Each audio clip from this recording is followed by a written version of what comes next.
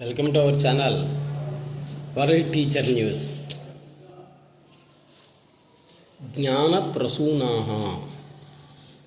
శివుడికి ఆగ్రహము ఉండదు, అనుగ్రహము ఉండదు. మనం శివాగ్రహం, శివ అనుగ్రహం అంటాం. అసలు రెండూ ఉండవు ఆయనకు. ఆగ్రహము ఉండదు, అనుగ్రహము ఉండదు. నువ్వేం చేస్తున్నా కానీ ఆయన చూస్తూ ఉంటాడు, అది మంచైనా చెడైనా అంతే. ఎందుకని? ఆయనకు అన్యం అనేటువంటిది లేదు కాబట్టి. దేవుణ్ణి ఏమీ కోరనటువంటి వాడే నిజమైనటువంటి భక్తుడు అంటారు సద్గురు సుబ్రహ్మణ్యం గారు. గుడికెళ్ళి ఏమీ కోరకుండా ఉంటావా? ఏదో ఒక కోరికతోనే వెళ్తాడు. నీవే కావాలి అనేటువంటి వాడు ఎవ్వడూ లేడు ఇక్కడ. అటువంటి వాడే రమణ మహర్షి, జిల్లెళ్ళమూడి అమ్మ, ఇలాంటి వాళ్ళు. దేవుడి కోసం వెతుకుతూ ఉన్నాడు. చూడండి ఇక్కడ ఏం చెప్పారు గురువుగారు. దేవుడి కోసమే వెతుకుతూ ఉన్నాడనమాట. కొంతమంది దొరికారు. ఎవరు వాళ్ళు? రమణ మహర్షి, జిల్లెళ్ళమూడి అమ్మ, సద్గురు సుబ్రహ్మణ్యం, యోగి వేమన, వీర బ్రహ్మేంద్ర స్వామి, ఇలాంటి వాళ్ళు మాత్రమే దొరికారు. ఇంకా నువ్వు ఎంత ప్రయత్నం చేసినా నువ్వు ఆ స్థాయికి పోలేవు. సిద్ధి అనేటువంటి దాన్ని పొందిన తర్వాత ఇంక ఏ పూజలు చేయాల్సినటువంటి అవసరమే లేనే లేదు. ఏ గుడికి వెళ్ళాల్సినటువంటి అవసరం అంతకంటే లేదు. ఎందుకని? నువ్వు అన్నదే వేదం, నీ ఉన్నటువంటిదే దైవ సంకల్పం అవుతుంది. కాబట్టి ఆ సిద్ధిని పొందటం అనేటువంటిది చాలా కష్టం. సృష్టిలో దుర్మార్గులు కూడా ఉండాలి అంటారు సద్గురు సుబ్రహ్మణ్యం గారు. చూడండి, దుర్మార్గుడు లేకపోతే సన్మార్గుడికి మార్గమే లేదు. రావణాసురుడి వల్లనే రాముడికి పేరు వచ్చింది, దుశ్శాసనుడి వల్లనే పాండవులకు మంచి పేరు వచ్చింది. కాబట్టి సక్రమానికి ఉనికి ఉండాలి అంటే అక్రమం, అన్యాయం తప్పనిసరిగా ఉండాలి అంటారు సద్గురు సుబ్రహ్మణ్యం గారు. ఇంకా జగన్మాత అంటాం మనం. అంటే ఏంటి? జగత్తుకే మాత అంటాం అమ్మవారిని. అది కానే కాదు అంటారు గురువు గారు. జగన్మాత అంటే ఏంటంటే జగత్తే మాతగా కలిగినటువంటిది. చూడండి ఏం నిర్వచనం ఇచ్చారు. జగత్తే మాతగా కలిగినటువంటిది జగన్మాత. గిరి ప్రదక్షిణ చూడండి, అరుణాచల గిరి ప్రదక్షిణ, శ్రీకాళహస్తి గిరి ప్రదక్షిణ, వినుకొండ గిరి ప్రదక్షిణ అంటాం కదా. గిరి ప్రదక్షిణ పూర్తయిన తర్వాత మనం ఎక్కడికి వెళ్తాం? మన గూటికే వెళ్తాం. అలాగే జీవిత ప్రదక్షిణ పూర్తయిన తర్వాత కాటికే వెళ్తాం. ఆత్మ ప్రదక్షిణ పూర్తయిన తర్వాత ముక్తి అనేటువంటి గృహానికి వెళతాడు మానవుడు. నేను, నీవు, వాడు అని అంటున్నాం. చూడండి, ఈ మూడిట్లో కూడా ఉన్నటువంటిది ఏంటి? నేను అనేది. ఈ మూడిట్లో కూడా నేను అనేటువంటిది ఉండనే ఉంది. అందుకే జిల్లెళ్ళమూడి అమ్మవారు అందరమ్మ ఆమె అంటుంది, నేనైనా నేను అంటే అన్నీ నేనే అయి ఉన్నాను అని ఉంటుంది ఆమె. ఒకే ఒక్క నేనుతో మమేకమై ఉంటాం. మిగిలిన రెండు నేనులు కూడా మరపులో ఉంటాయి. నీ గుండెను నువ్వు కదిలిస్తున్నావా? ఈ భూమిని నువ్వు కదిలిస్తున్నావా? సూర్యచంద్రులని నీవు ప్రకాశింపజేస్తున్నావా? నీ ప్రమేయం ఏమీ లేదు ఇక్కడ. అసలు నీ ఉచ్ఛ్వాస నిశ్వాసలే నీ ప్రమేయం అనేటువంటిది లేదు. మరి ఈ జీవితానికిలో ప్రతి దానికి కూడా నేనే కర్తను అని అనుకుంటున్నావు. ఎందుకు అనుకుంటున్నావు? ఒక్కసారి ఆలోచించుకో.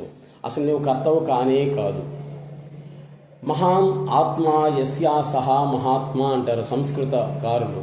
అంటే గొప్ప ఆత్మ కలిగినటువంటి వాడెవడో వాడే మహాత్ముడు అని. అది కానే కాదు అంటాడు సద్గురు సుబ్రహ్మణ్యం గారు. మహాత్మ అంటే ఏంటంటే తనకు అన్యం లేనటువంటి వాడు.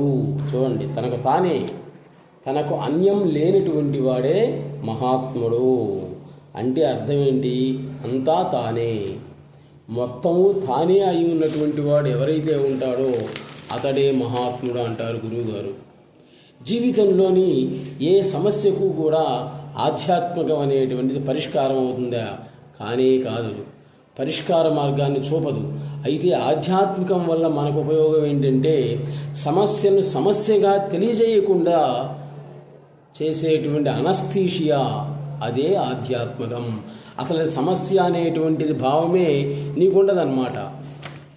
ఇది ఎటువంటి కష్టమైన సమస్య వచ్చినప్పటికి కూడా దాన్ని సమస్యగా తీసుకో నీవు. అందుకే రమణ మహర్షి ప్రతి ఒక్కరిని కూడా నేను ఎవరిని అని అడుగుతాడు. ఆయన చూడటానికి పోయినటువంటి భక్తులందరినీ కూడా అసలు నేను ఎవరినో ఒకసారి చెప్పబోయా అని అడుగుతాడు అనమాట. ఆయన ఎవరో ఆయనకే తెలియదు, అంటే ఆ స్థాయికి పోయిందనమాట పరిస్థితి. కాబట్టి ఆకాశాన్ని వదిలిపెట్టి స్వేచ్ఛగా తిరగాలి అనుకుందట ఒక పక్షి.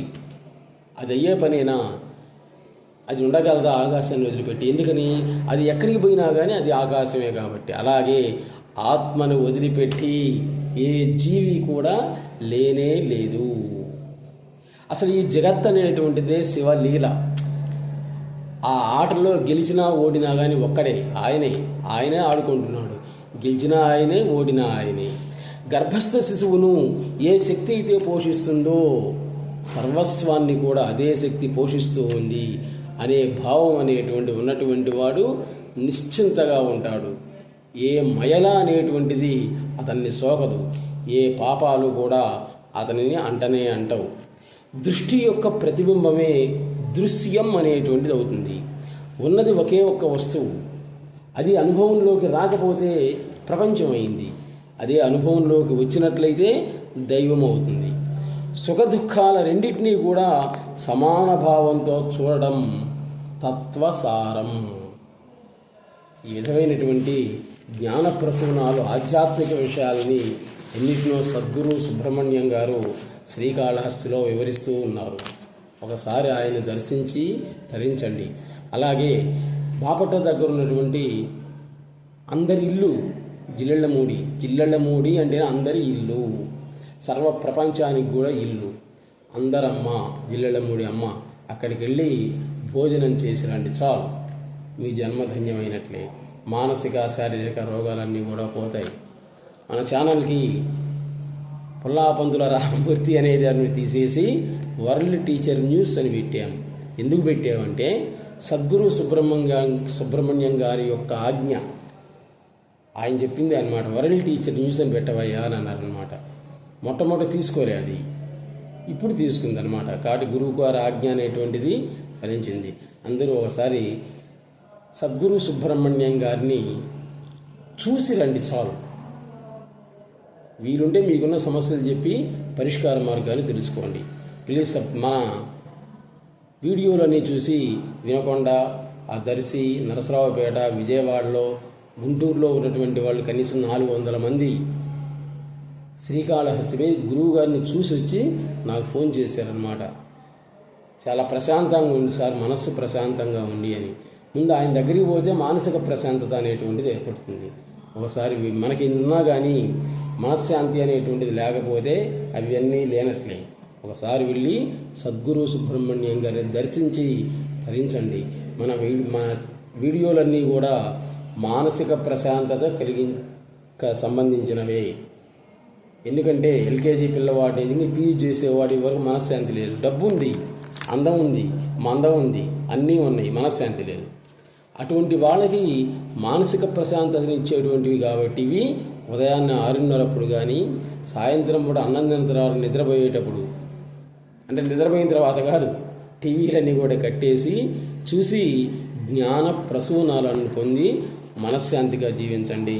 Please subscribe our channel world teacher news. నమస్తే.